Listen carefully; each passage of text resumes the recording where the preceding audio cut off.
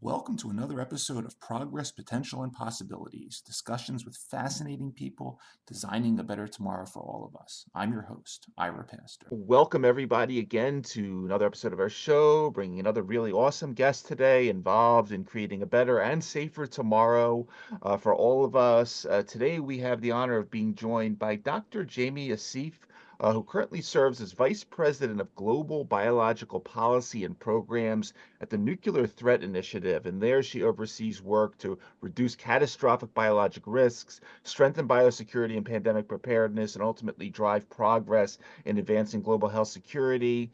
Prior to this role, Dr. Yassif served as a program officer at the Open Philanthropy Project. There she led the Biosecurity and Pandemic Preparedness initiatives and was involved in managing approximately about $40 million in biosecurity grants, helping to rebuild the field, supporting work in various areas like the development of new biosecurity programming at several major think tanks, cultivation of new talent and biosecurity leadership, initiation of some really novel biosecurity work with China and India, establishing of this really important global health security index, as well as the development of the Clade X tabletop exercise and the emergence of discussions about various global catastrophic biological risks. Previous to that role, Dr. Yassif was a science and technology policy advisor at the United States Department of Defense, focusing on oversight of the Cooperative Threat Reduction Program and East Asia security issues. And during that period, she also worked on the Global Health Security Agenda at the Department of Health and Human Services. They're laying the groundwork for the World Health Organization's Joint External Evaluations and their steering group. Dr. Yassif's previous experience includes work with various other organizations, including Chatham House, previous work at NTI and the Federation of American Scientists. She holds a Ph.D. in biophysics from UC Berkeley, a master's in science and security from King's College London, War Studies Department there, focusing at the time her thesis on the verification of the Biologic Weapons Convention, and an undergraduate degree from down the road here in biology at Swarthmore College. A lot to talk about. We're really honored to have her. Dr. Jaime Yassif, thank you so much for taking the time to come on the show. Thank you, Ira. It's so great to have a chance to join discussions today with you about biosecurity and pandemic preparedness, which are continue to be very important and timely. So thanks so much for the invitation. Absolutely, most definitely. And yeah, I really enjoyed, getting ready for this show, reading all about you. And, I was typically do on the show, I'd like to start off at the beginning of your work. I enjoy downloading our guests' dissertations. In your case, it was all about quantitative imaging and cell biology, and you're working with these really interesting tools like plasmon rulers to identify all sorts of things happening and trafficking of molecules in cells and gene expression. But it was interesting that a couple of years before you did your dissertation, you're applying these tools, I guess during your master's work, to studying anthrax toxin translocation in those microbes. I would love to hear the beginning of all this and how this became a very important topic to you to focus your research on. Sure. So I started out very early in my career working on science and security at the Federation of American Scientists. Very early on. And at the time, I was really focused on nuclear issues and was really interested in the interface of science, technology, and international security from a nuclear material security perspective. And it was the work was really impactful and really interesting and meaningful. But ultimately, my first love was biology, and I wanted to find a way to do that kind of work in the bio space. And so I transitioned into biosecurity.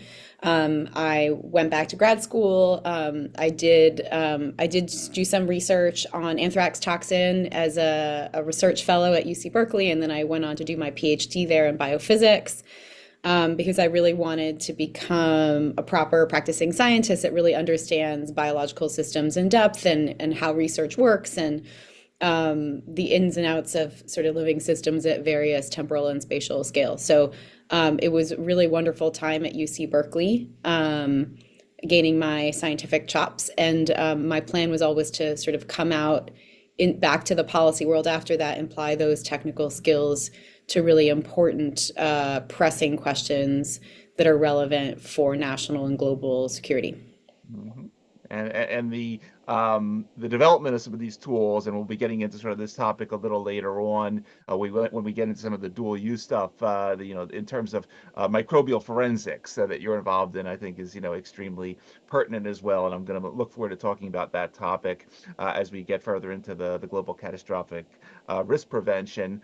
Again, after your PhD, you head into the United States Department of Defense, and here, obviously you're doing a lot of lab work, but here you head out to the field, and you're sort of all over the place in terms of the Middle East and China and Kazakhstan and Myanmar down in Southeast Asia. Could you say a little bit about, because you're this way you're a policy advisor, I guess you're looking and trying to understand everything that's going on in terms of the biological security and proliferation dynamics of the world at that time. Take a listen to the field a little bit, and obviously to the extent that you can talk about stuff that you were doing then. What were you doing in the field, and talk a little bit about those experiences and how that shaped your thinking.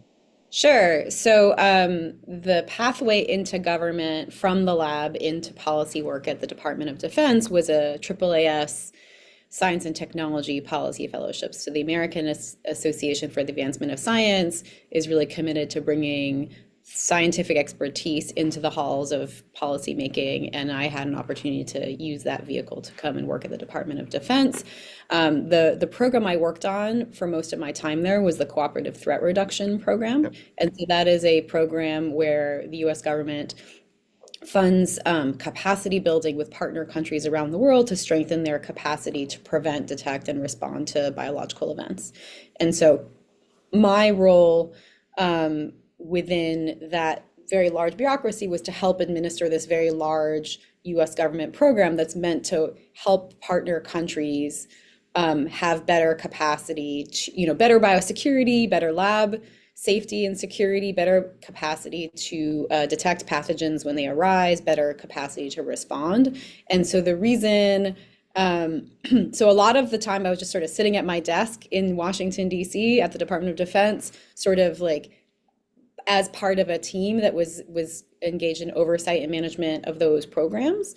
And then sometimes because you have to have FaceTime and you have to have site visits for those activities, we would travel to the various partner countries where the US government was funding work and capacity building efforts. And that is why we traveled to Kazakhstan and to various other places, Jordan. And so my role combined, it included oversight of programs that had to do with biosecurity related capacity building, but also some nuclear security work. And so it was a really interesting start to my career in government. Mm-hmm. Mm-hmm. And then a couple years after that, come 2016, you join Open Philanthropy as a program officer for biosecurity and pandemic preparedness. And come, I think, 2017, August, you write a very important paper entitled "Reducing Global Catastrophic Biologic Risks." And in this paper, you talk about a lot of things in it. But first, you start defining what a GCR is, and you define it as something that could permanently alter the trajectory of human civilization in a way that would undermine its long-term potential, or in the most extreme case, threaten its complete survival. And you outline this could be nuclear war, Terminator-style artificial intelligence, asteroid impact. But the major conclusion you came to, I think greatly so, is pandemics are probably something we should be focusing a lot more on, and most likely going to be the cause of a catastrophic event of this nature. Introduce us, if you would, because I was watching a presentation you gave recently about the GCR community. That Mhm. it's it's a specific community that's really focused on constantly That's right. thinking about these issues. But take us into that, if you would. Sure. So, yeah, so when I left the Department of Defense in 2016 and had an opportunity to join Open Philanthropy as their inaugural program officer for their Biosecurity and Pandemic Preparedness program.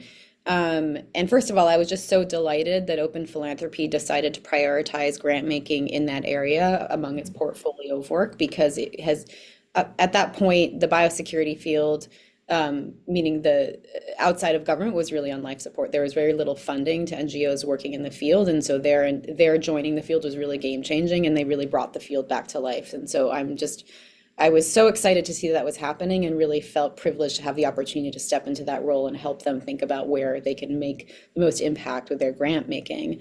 But it is true. So Open Philanthropy is part of something called the Effective Altruism Community, and what really motivates them is thinking about how to reduce the most catastrophic risks to humankind. You did talk about sort of this sort of comparison of all these different potentially catastrophic risks. So before I joined Open Philanthropy, they did a very systematic assessment and asked themselves the question, if we really care about protecting humanity against the most catastrophic risks, what are the areas where we should really focus our grant making? They did look at nuclear war, they looked at climate change, they looked at pandemics and various other issues, and decided that within the bucket of global catastrophic risks, biosecurity and pandemic preparedness was among the highest priorities. Their top priority at the time, and that still continues to be the case, is reducing risks from advanced artificial intelligence. So those were the two biggest buckets, and there were program officers at Open Phil funding in both of those areas, and they did some work also on managing climate change risks, mostly focused on geoengineering. And so that's kind of the broader landscape that I stepped into. And so it was my job to partner with these very smart young people who were very motivated to do the right thing, to help figure out what's the strategy, what's a grant, what kind of biosecurity grant should we make, who should we fund, what kind of work should we fund, what are the places where we could have the most impact, and what are the places maybe where we should perhaps not prioritize. And so that's kind of how it started. The article that you refer to is part of a compilation of essays that the Johns Hopkins Center for Health Security published. So they really wanted, so the Effective Altruism Community had created a term called global catastrophic risks to talk about this sort of space that I was just describing. The Johns Hopkins Center for Health Security wanted to really take that a step further and define it. What is, global catastrophic biological risk? What does a GCBR mean? Like, how do we define it? What is a GCBR? What is not a GCBR? What do we do about it? And so that's the context. And so they invited me to submit an essay as part of their compilation. And I talked about sort of my view as a program officer at Open Philanthropy about what is the scale of risk that we're talking about when we think about a global catastrophic biological risk, and what are we hoping to see in the community? What kind of work do we want to support to meaningfully reduce those risks? So that was very early days for me. I spent a lot of time at Open Phil thinking about what the different grant making priorities should be. And I worked with my colleagues, my very smart colleagues at Open Phil, to sort of figure that out. It's a really hard thing to do in practice, to figure out what kind of interventions are going to have the most impact, because you have to make some judgment calls and you have to have a mental model about how the risk is, like what is the nature of the risk and what are the most effective interventions for these kinds of risks. And also, as you noted, they're not interested in your sort of bog standard regional outbreak with a pathogen. They're interested in very high consequence kind of events. And so at that time, the world had experienced a couple of Ebola outbreaks, which, based on that framework that Open Philanthropy and that community was using, certainly the Ebola outbreaks were, terrible tragedies and really an important risk to combat, but that did not rise to the level of a global catastrophic biological risk from their perspective. And that, I think different people have different definitions and they continue to debate it. But from there, the kinds of things that people would say is like the absolute floor is 100 million fatalities. when really thinking about global catastrophic biological risk, we're thinking about fatalities on the order of 1 billion and up, or some sort of 10% of the global population. So that's kind of the frame. And it was my job to figure out, if that's the threshold of risk we're talking about, what part of biosecurity grant making is more salient to that set of higher order risks. So that was my job. It was a very interesting job. And I'm really proud of the work that we did there. At the time, the NGO-based biosecurity community was tiny. So the Johns Hopkins Center for Health Security had been around for quite some time, and we were very happy to support them in their excellent ongoing work on biosecurity and pandemic preparedness. But we also supported the creation of the biosecurity program here at NTI, a reestablishment. So at the time, I was the funder, and someone else had the role, and Beth Cameron was sitting in the role of vice president. And just really, the early days where we just need to really rebuild the field. We need to create institutional capacity to carry out the work. We need to create a talent pipeline, and we need to create a shared vision of what needs to happen. And so those were the early days. And since that time, other very smart and motivated people have sort of, I moved on to NTI after that work, and other really smart people came in, filled in those roles, and are continuing to do really important work there. Awesome. Well, let's talk a little bit about NTI. As you know, I had Peggy Hamburg on about 1.5 years ago. We were talking a little bit about NTI, mainly more about the Bipartisan Commission of Biodefense. Reintroduce us to the organization. Take a little bit of time, talk about what sort of a day in the life of Vice President of Global Biological Policy and Programs does, what your typical day is like, things you think about at NTI, and if you could reintroduce us to the Global Health Security Index, because I think this is a very important program that you've been involved in now, and it's core to some of your initiatives at NTI. Sure. So NTI is a really, I think, phenomenal organization. It was established a little over 20 years ago, I think in 2001. And its mission from the outset was really to reduce weapons of mass destruction threats. At the moment, we're really focused on 2 key areas, which is reducing nuclear and biological threats that imperil humanity, and we're increasingly looking at emerging technology and how it interfaces with our work to reduce those risks. How do we work to reduce nuclear and biological threats in an environment where you're seeing rapid convergence with artificial intelligence and other emerging technologies that are rapidly changing the game? So we're actively thinking about that. We're a global security organization. We're a nonprofit. We're nonpartisan. We're based here in Washington, D.C. There are about, I think, 50 or 60 people on staff at the moment. And we have, while we are based here in Washington, we are an international organization. Our goal is really to advance global interests and reduce global risks. And so our international board reflects that. In terms of my job, as the VP for Global Biological Policy and Programs, I'm responsible for the biosecurity half of the NTI mission. And I manage a team of about 8 full-time staff and a few consultants. And we have a really robust body of work, much of which is focused on preventing deliberate and accidental misuse of bioscience and biotechnology. We also do a lot of international diplomatic engagement to work with partner countries and regions to talk about strengthening national and regional and global biosecurity. And then you noted the Global Health Security Index, which is a really important part of our work. And so this is a project that we initiated we published our first Global Health Security Index in 2019, and it's a pretty groundbreaking project. I mean, what it is an indexing across 195 countries around the world of their capacity to prevent, detect, and respond to pandemics and other key factors like the risk environment, health systems, and international norms.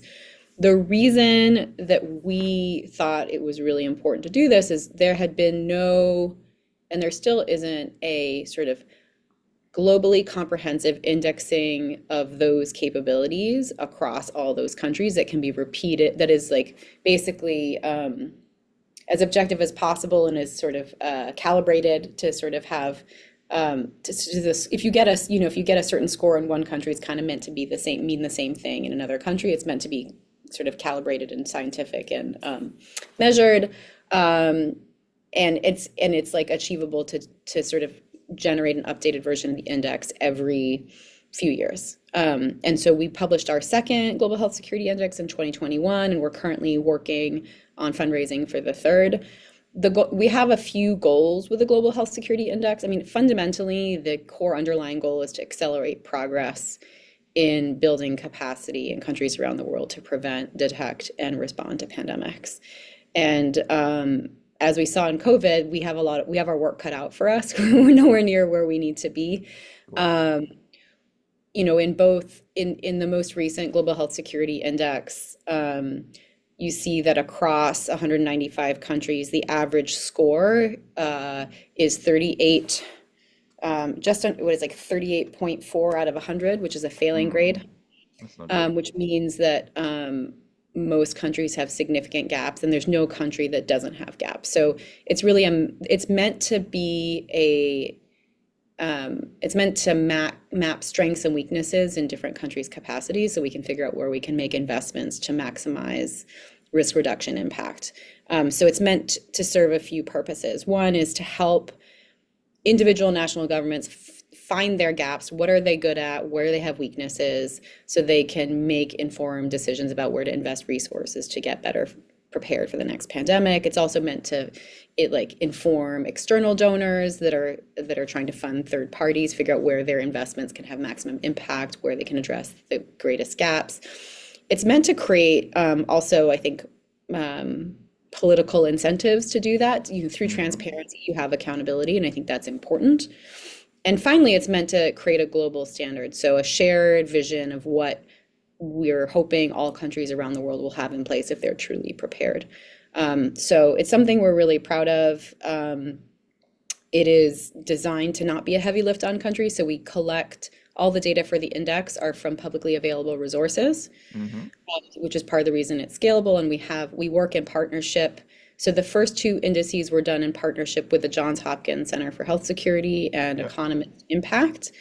And now the composition has shifted a bit. We're now partnering with Brown University as part of Brown University and Economist Impact, because Jen Nuzzo is now at Brown. And so she's an important PI.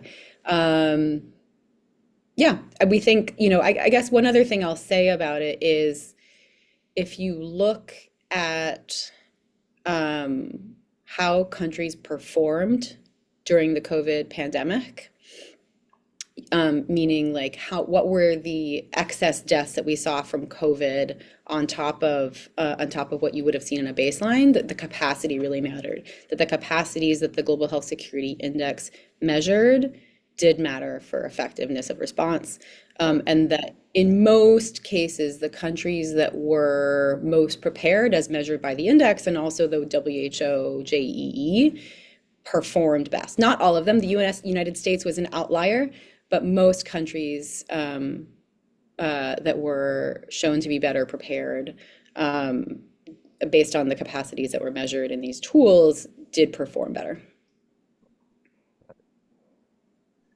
So with that baseline now, let's go to your, you wrote this article, this piece in The Economist in December 2022. It's titled Jaime Yassif on the need for better safeguarding of bioscience, and experts as bad faith actors continuously get hold of dangerous biotechnology. And then a couple months later, in Health Security, you write a really interesting piece. Well, they're both interesting. This one was guarding against catastrophic biological risk, preventing state biological weapon development and use by shaping intentions. And there's kind of, I guess, three things here that I'd love you to talk about. Sort of one, this whole, obviously, the whole concept of how one goes about disincentivizing interest in what is you've pointed out, referred to as the poor man's nuclear weapons. Two, how we understand, yes, we want countries to have cool biotech companies that are curing diseases with CRISPR, but no, not use them for these other bad purposes. And then third part of that, coming back to your work, your PhD, and sort of this area of understanding when something is designed versus natural and all that, a lot of the plasmonic rulers and microbial forensics and so forth. The tools that we require in amongst everything else, amongst the vaccines and and diagnostics and so forth, that we need to have on hand to rapidly understand, yes, that bad person there is doing something really bad, and this is not normal, versus, oh yeah, this is a zoonotic accident or whatever the case may be. Take us a little through this, 'cause I think this is an Sure. extremely part of the thesis here. Yeah, so I mean, there's a lot there to unpack, so I'll try to give a Take big your picture, time. dive into it. So, you know, what you're basically talking about is two huge priorities within our body of work on the NTI Bio program. One is thinking about the fact that we're experiencing a 21st century revolution in the tools of modern bioscience and biotechnology, which have tremendous potential societal benefit, but which also pose some considerable dual use risks, meaning there's a risk that they could be accidentally or deliberately misused. And in the worst case scenario, that could be really catastrophic on a global scale. And so we're trying to figure out, okay, well, how can we meaningfully reduce that risk?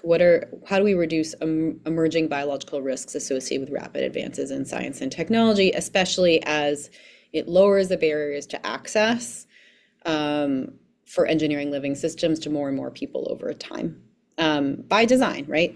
And so that's really about how do we guard against exploitation or accidental misuse of the legitimate global bioscience and biotechnology research and development enterprise. Okay, break. Then there's another set of activities which are quite different, and that's the idea is there are certain actors where you can constrain their access to the goods and services and knowledge that you need to build a biological weapon. By constraining access and constraining capabilities, you can reduce risk. Then there's another, and mostly I think that applies most clearly to non-state actors who are resource constrained, but may have, there are going to be groups out there with nefarious intent. On the other hand, you've got state actors who, depending on whether they're a superpower or a sort of middle income country or low income country, they have considerably more resources than most non-state actors. And it's going to be, to the extent that countries have more resources, it's going to be harder and harder to constrain their access to the tools and capabilities for engineering living systems. So that kind of approach is going to be, in my view, much harder to implement in practice to sort of reduce state bioweapons risks. And what you really need to do there is think about, if you can't constrain their capabilities, can you shape their intent? Can you basically make it so that bioweapons are unattractive? And what is it that you need to do? What is it that we as a community internationally need to do to make it so that states are just not interested in bioweapons? It's just not a good deal for them. And so that's what these two big bodies of work are that you're talking about. The first one is quite technical. And the premise is, what we really want to do is you want to strengthen biosafety. We want to prevent unduly risky research. We want to sort of protect goods and services from bad actors, and we want to make sure we're not sort of spreading information that can make it easier for bad actors to cause harm with biology. And there are a lot of different kinds of things that you can do to try to make that a reality. I think one example is DNA synthesis screening, which I think is pretty widely understood by a lot of people, increasingly discussed in the media. And the idea there is, if you're a scientist, it's very normal for you to say, okay, I'm going to order a piece of DNA in the mail. I'm going to go on the internet, put in my order. It comes to me in a test tube a day or 2 days or a week later, and I resuspend it in liquid and I do my experiment. And that's just a fundamental baseline capability that you need to do basic research and development in the United States and internationally. But the thing is, you want to make sure that people can't use that tool to order anthrax, like the DNA to make anthrax, or the DNA to make smallpox, or the DNA to make Ebola, right? And so that's what DNA synthesis screening is for. It's to prevent malicious actors from getting the building blocks of dangerous pathogens, and just to prevent people from having DNA that they're not really equipped to manage safely. But there are lots of other things you can do, and we have this notion of interventions throughout the bioscience and biotechnology research and development life cycle. So, if you go upstream, there's no one single intervention that's going to really fully eliminate risk. You need to think about sort of a layered defense. And if you go upstream, funders are the earliest sort of gateway in the process. People come to them with pitches and saying, hey, can you fund my research to do X, Y, Z? And funders have a lot of leverage over what gets support and what moves forward and what doesn't, because they have the power of the purse. And so that's one place where we can have stronger guardrails. You've got the publication stage at the other end, where journals can decide what papers they do or do not publish. In the middle, you've got, oversight bodies within research institutions and providers of goods and services. So each of these sort of intervention points is a place there's an opportunity to build stronger biosecurity. And so what we're trying to figure out is, how can we make those tools stronger and more effective so that those stakeholders can do their jobs more effectively and really protect this enterprise from exploitation or accidental misuse. And it's really hard to do it because you want to prevent bad things from happening, but you also don't want to stifle innovation. You want to let all the good science go forward and get all the societal benefits, but guard against the worst risks. And so it takes a lot of creativity and finesse to do that well, and it's a lot of work. But I think it's very rewarding and interesting. On the disincentivization side is a very different set of considerations, and it's really about, it's more of a political science pursuit, if you will, or a policy pursuit, where you think about what is it that would motivate states to pursue biological weapons, and what kind of systems can we put in place to change the cost-benefit analysis. And so, the sort of punchline is, well, we want to make sure that states don't have some sort of misperception or unwarranted suspicion about their neighbors or their adversaries that they're pursuing biological weapons, which, maybe that's not true, and maybe that if you have misperceptions, you could have arms racing behavior, which is really undesirable and dangerous. You also want to have deterrence. You want a country that's considering biological weapons development or use to have the view that it's very likely they would be caught and they'd be held accountable, and the cost would be really high. And so the work on disincentivizing development and use is really like, okay, if that's what we want to do, what are the systems we need to build to make that a reality? And so there are some systems in place, but there's a lot more work to be done. So let's talk about H5N1, if we could. Obviously, following COVID, there's been, a lot of things that have been springing up, from monkeypox to, a lot of the neglected tropical diseases that we read about, whether it's dengue and so forth. Obviously, H5N1, came on the scene. You wrote this very important commentary for CNN recently that is very balanced in the sense, you talk about that most experts believe that, all right, there's minimal risk here at this point. We obviously have to keep our minds on, hey, is something going to happen here in terms of how this thing ultimately could evolve? But I'd love to sort of just give a bit of a report card to where we are with this one, because I see just in the chatter, there's a lot of arguing going on, it seems, in sort of the social sphere of well, what's happening? Why don't we hear more announcements from XYZ agency? Why isn't X agency sharing with Y? And all this stuff that I don't have time to follow, but I check it out. I think I might as well ask you, because you seem to know quite a bit about what's going on. Sure. Yeah. I mean, so I think, there are various naturally emerging infectious disease risks that, the scientific community is tracking, but I do think that the H5N1 bird flu, is a particularly concerning risk. And the reason is, right now we know that the current version, there's no evidence that it spreads between people.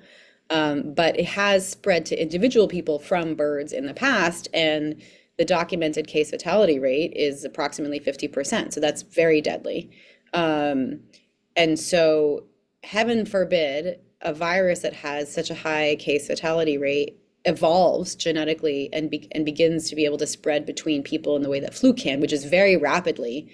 That's, even if it's a fraction of that case fatality rate, that is extraordinarily dangerous and much worse than COVID. And it's a really scary scenario. And so what's happening right now is, it's been true for a while that you can get human cases directly from birds. What's new is that you're seeing, and it has been true that there have been documented cases where various different kinds of mammals have gotten bird flu. But now we're seeing evidence that's transmitting directly between cows, which is the first time there's been mammal to mammal transmission, which is kind of scary development. And what people are worried about, and what I'm worried about, is that as this virus sort of knocks around in a mammalian environment, is there a risk that will continue to evolve and eventually gain the ability not only to infect individual people from a cow to a person, but to begin to spread between people? That's what everyone's looking for. And so that hasn't happened yet, but the fact that it's spreading directly between cows is a huge red flag. And my view is that, and I think a lot of people share this view, is we should not take a wait and see approach. We should get out ahead of it. Because if by the time, if it ever does gain the ability to spread between people, it'll spread like wildfire. And we can't then start like deploying the safeguards. We have to have them in ready. We have to work in the face of uncertainty and have those safeguards in place now, so that if it does spread among humans, we can contain it quickly and have a hope of really preventing it from really exploding into a pandemic. And so that's why this like proactive approach is critical. I think what you're seeing in the news is a lot of, I think we've seen US government officials saying, listen, we're doing many of the right things. We are investing in development of new vaccines, updated vaccines to counter this new strain of bird flu that is circulating in new animal populations. We are stepping up our surveillance, our monitoring of human populations and cows. We're doing all these things. And, I do think the US government does deserve some credit for some of the actions it has taken. But my sense is that they need to lean forward more and just be really proactive. And I think, there's been, I think, some criticism of the U.S. Department of Agriculture for not being as forward-leaning on monitoring cattle, and they are ramping up biosurveillance. I think USDA is going to have to be very forward-leaning on this, and I think the ideal situation would be that you have this really integrated surveillance system where we're monitoring the spread of the virus, we're monitoring any potential cases in humans, we're monitoring potential cases in farm animals like cattle and others, and that we have an integrated picture of how it's moving between these populations, so we can keep tabs on how it's spreading. And I don't think we're there yet, and I think we should be. The vaccine picture is okay. I mean, we do have H5N1 vaccine in the U.S. national stockpile. It's a very small amount. But I was just reading in the news yesterday that officials from Health and Human Services are saying that they're prepared to scale up production pretty quickly to hundreds of thousands of doses within weeks and hundreds of millions of doses within months. That's great. That's a kind of thing that the U.S. government should be doing. That's a kind of proactive planning that we need. And we also need to think about general, response isn't just detection and vaccines, it's also general sort of holistic emergency preparedness. The White House does have a pandemic preparedness emergency response plan, and there are some flu-related plans, and they need to really take a look at those and figure out, do they need to adapt anything about it given the current situation, and start to think about how they would actually deploy these plans quickly if there was evidence that it was starting to spread among humans. And so I would say I think the US government is trying hard to do the right thing, but there is considerable room for improvement. And I think it's good that the pandemic preparedness community is pressing them to do better, because it's, this looks like a naturally emerging infectious disease outbreak. It's possible and even likely that COVID started this way as well. It's like a spillover risk from animals to humans. And I think we're all hoping that we can learn the lesson from COVID and not be passive, but really proactive and see this emerging infectious disease risk and be really proactive in doing everything we can to put in place the tools and systems so that we can stop this outbreak at the source and not have it blow up the way COVID did and lose countless lives that we could have otherwise saved, and tremendous economic damage and political disruption. We have to do better. Mm-hmm. Mm-hmm. And as you really point out, we have the tools, we have the systems, we got a lot of really smart people. We need a lot more money on this stuff. Yeah. And as I mentioned, I profiled Peggy. Congresswoman Donna Shalala, the late Senator Joe Lieberman, as well as Asha George, all talking Mhm. about the bipartisan Commission for Yeah, Biodefense. $100 billion is a nice number. I mean, I don't know what your sort of dream moonshot number would be, but if the money was no object and say, hey, here's a check, what would you like to see put behind these initiatives? Because clearly it'd be nice to have whatever 5 billion doses of H5N1 vaccine now that we can make ahead of time, and or whatever the case may be.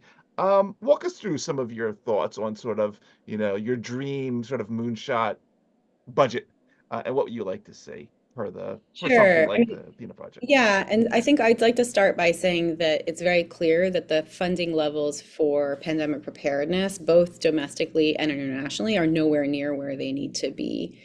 So if you look, for example, at the World Bank Pandemic Fund, which is designed to build capacity for biosecurity and pandemic preparedness in lower and middle income countries, experts have estimated that at rock bottom, we need $10 billion a year for at least 5 years to close some of the most critical gaps. And right now, I think the pandemic fund has had a total of 1.9 billion pledged, something in that ballpark. And they're trying to raise another rounds of funds now so they can continue with their work. So it's just the amount of money that's on the table for this work is barely scratching the surface in terms of the amount of money that's needed. In terms of US spending, various reports and expert groups have quoted various numbers, but I will say it's on the order of tens of billions of dollars. I think the Apollo project, if my memory serves me correctly, cited a $60 billion figure. You're mentioning 100 billion cited by the bipartisan commission. The other thing you can think about is the 100-day mission, which Yep. the Coalition for Epidemic Preparedness Innovations has been leading the charge on, but also with other governments. I heard from them, their estimate is that we're going to need, if we really want to have the capacity to go from novel pathogen detected to a new vaccine that's ready to go in 100 days, we need to invest $25 billion over the next 10 years just to achieve that specific individual goal. But I would say it's worth it. I mean, it seems like a So, no-brainer to me because if you think about the cost of failure, I mean, the COVID pandemic cost trillions and trillions and trillions of dollars in economic losses. So if you want to invest 100 billion to prevent trillions in losses, or having lasting capacity to do that, that's a really good return on your investment. And so I think it makes financial sense. We just need the political will and sustained financial resources to make this a reality. And unfortunately, we're not in that world. We're in this cycle of panic and neglect where when you have the COVID pandemic flared up, there was a crisis, countries and various other donors threw lots of money at putting out the fire. But there hasn't been enough staying power to invest in long-term capacity to make sure that the world is better prepared next time.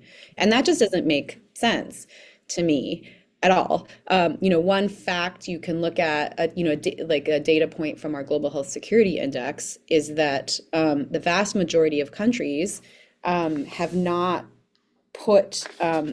dedicated resources to, let's see, it's 155 out of 195 countries have not allocated funds within the last 3 years to improve capacity to address epidemic threats aside from a public health emergency. So that's a data point from our 2021 index. mm, And I don't have much reason to believe that that has changed. And so if we're really serious about preventing pandemics, we need to put our money where our mouth is. yeah, absolutely, most definitely. Sobering, but no, I appreciate your insight on that. Um, let's talk about a couple of the other cool things you've been involved in this current role.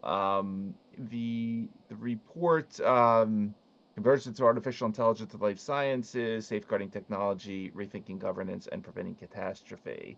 Mhm. And we had this Nature Machine Learning paper back, I think it was last year, where it took something like 6 hours for the wonderful little AI to think up something like 40,000 VX style lethal agents.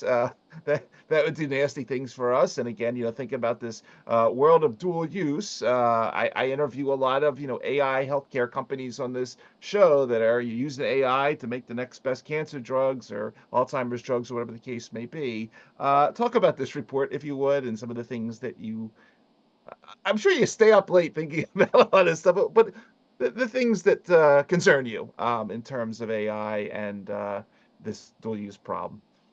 Sure. And so, it's come into the public eye, but this has been going on for a while, is that you have rapid advances in artificial intelligence capabilities and they're converging with the life sciences. And that does have dual use implications. There's tremendous upside benefit. I think there's no doubt that these kinds of tools can really accelerate the development of new vaccines and drugs and therapeutics, and it has tremendous promise. But again, some of those same tools could be exploited for deliberate misuse and to make it easier to make really dangerous biological weapons. And so, our report that we produced last year, we very quickly, actually, we did it in about 3 months because it was such a pressing issue. It sought to answer 3 key questions. One of them is, what are the current capabilities at the interface of artificial intelligence and the life sciences? What is possible now technologically, and what do we anticipate will happen over the next few years? Mm-hmm. 2, what does that mean for biosecurity? What are the potential benefits? And importantly, what are the downside risks? And then 3, what do we do about it? What kind of governance options do governments and companies and other parts of civil society have in order to meaningfully reduce those risks? So those are the 3 questions we wanted to ask. And there was also a lot of chatter about AI biorisks and what it meant. And it was really important to us that our report was very grounded in the literature and in the views of the expert community, and really balanced and quite sober. And so we took it very seriously because we wanted it to be authoritative and useful. Right. And I think we achieved that goal. In order to do this, we interviewed more than 30 experts from across key sectors: biosecurity experts, technologists from within AI companies, government experts, life science research academics. So lots of key people that help us answer these questions that I laid out. And we published the report in October of last year, 2023, on the margins of the UK AI Safety Summit.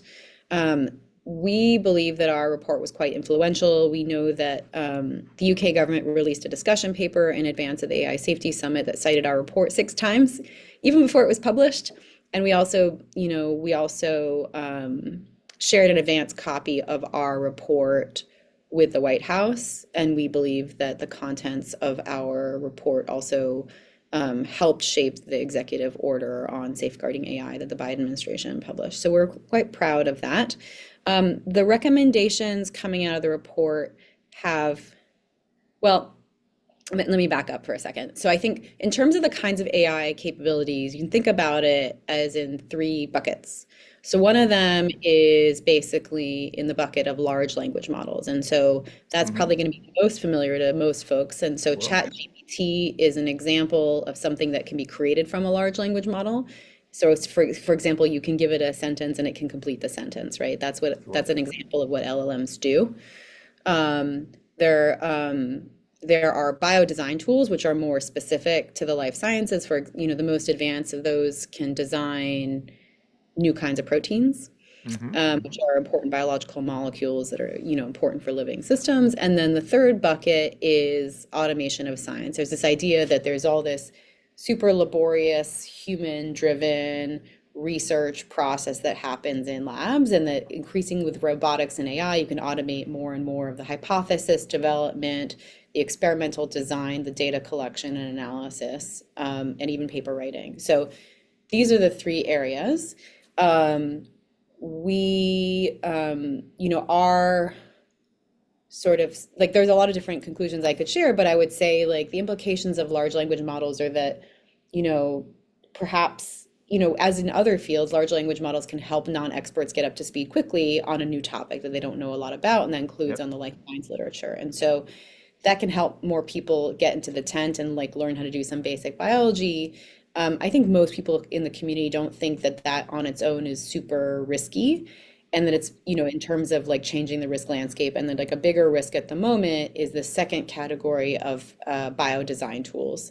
So the kinds of things that can create new kinds of proteins and new kinds of living systems. And so what I mean when I say the reason proteins are really important, so if you're not a biologist, if you think about a cell as a factory floor, the proteins are like the machines on the factory floor that do all the work. They're really fundamental unit. And so if you can tinker with the design of proteins, you can change, in theory, how a cell works or what kind of things it can make. And so having artificial intelligence be able to design proteins is a big deal.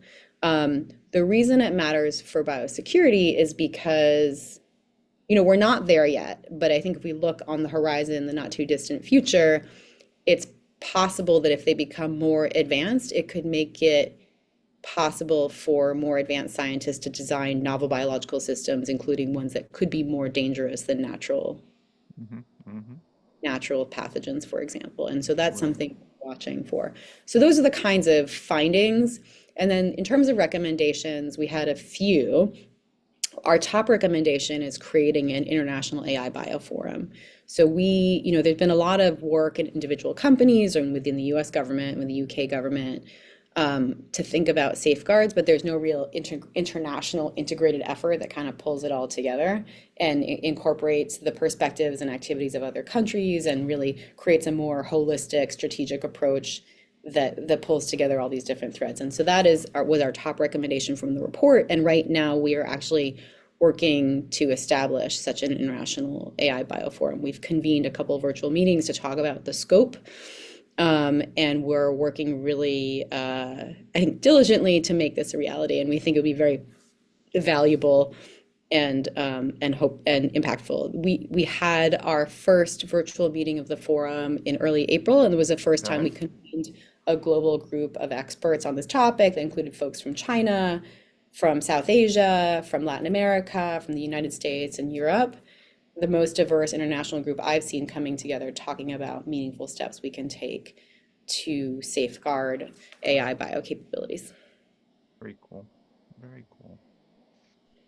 A couple other things I want to ask you about, Jamie, while we have you today, and I really appreciate your time and sort of all the knowledge you're imparting upon us, and just highlighting the scope of the type of things you think about. But going back now to your 2017 paper from when you were at Open Philanthropy on reducing global catastrophic biological risks, there was a very interesting little piece at the very end of that essay.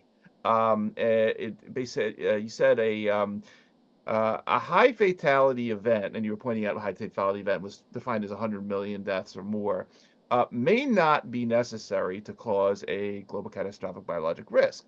Alternative pathways, such as an organism or molecule that causes widespread negative effects on fertility, could also plausibly lead to such an outcome. And this rang a couple bells because, one, this was basically the topic of Dan Brown's book Inferno, and the Okay, I'm not familiar with it. okay, I mean, it's sort of the vector bioweapon that's used in that book. But there's so many. I guess population collapse has become a really popular topic for some reason lately. Elon Musk talks about it all the time. I get all these videos in YouTube, but the fact that we got to concern ourselves with having kids and keeping the population up.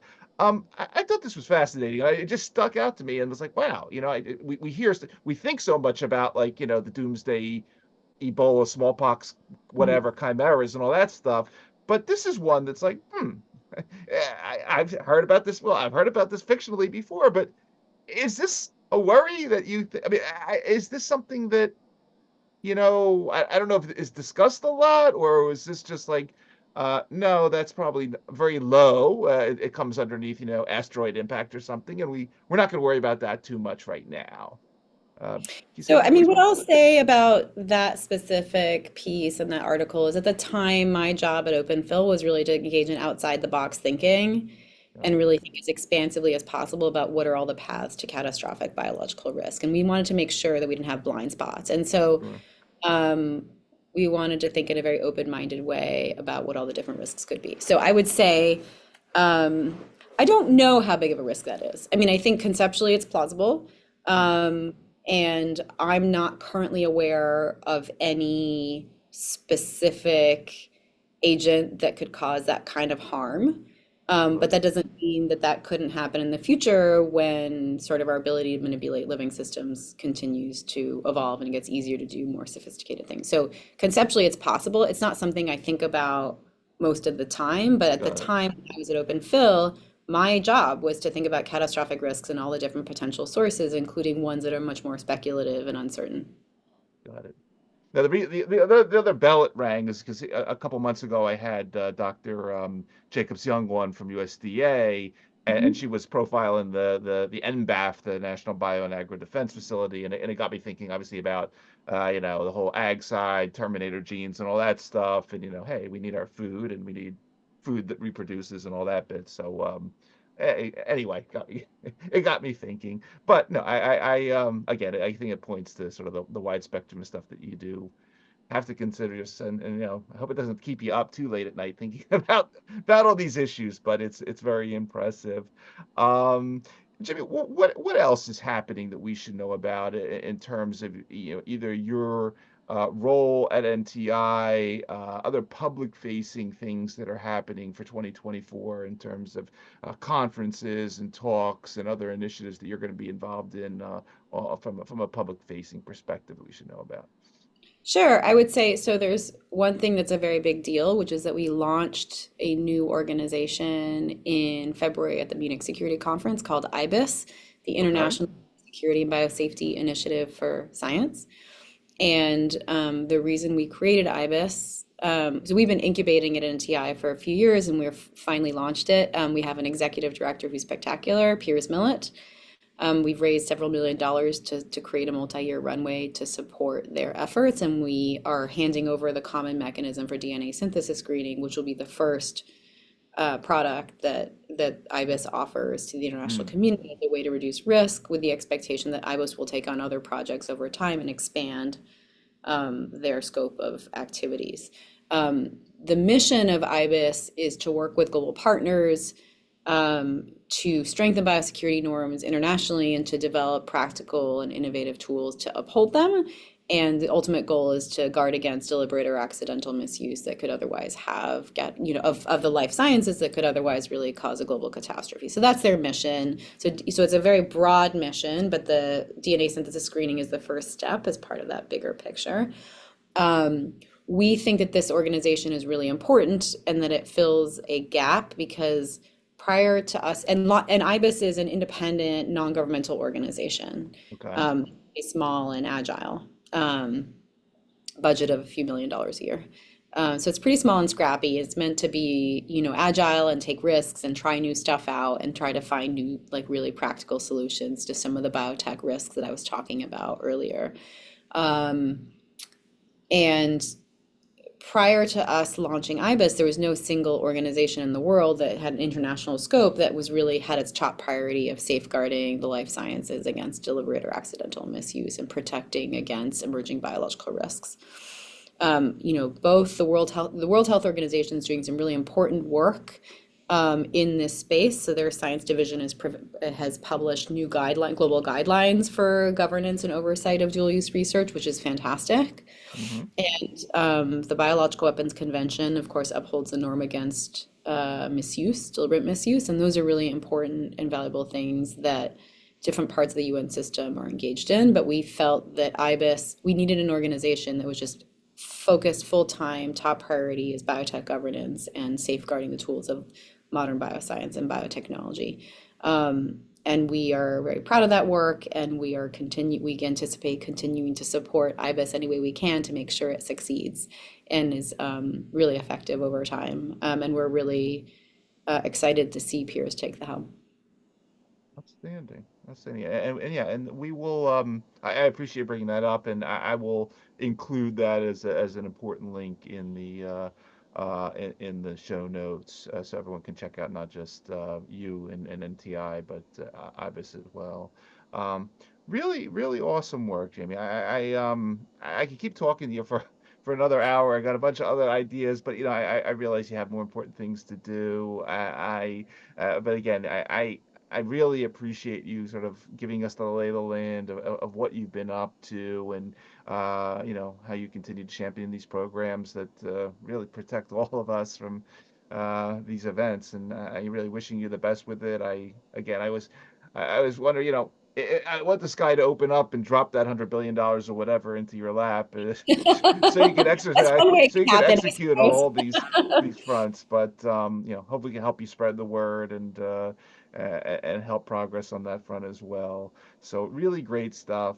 For everybody that is going to be listening to this episode of our show across the various podcast networks or watching on the YouTube channel. Again, you've been spending time with Dr. Jaime Yassif, Vice President, Global Biologic Policy and Programs, Nuclear Threat Initiative, doing really amazing work to reduce these global catastrophic biologic risks and ultimately strengthen biosecurity and pandemic preparedness to protect us all. Jaime, I want to thank you again for taking the time out of your schedule today to talk to us for a little while. Obviously, thank you for everything you do on this front. And as we like to say on our show, thanks for helping to create a safer and better tomorrow for all of us via what you do. A really great story, and wishing you the best as you continue to develop these programs. Thank you, Ira. I really enjoyed the conversation and I appreciate your interest in this really important set of issues. So thank you. Great having you.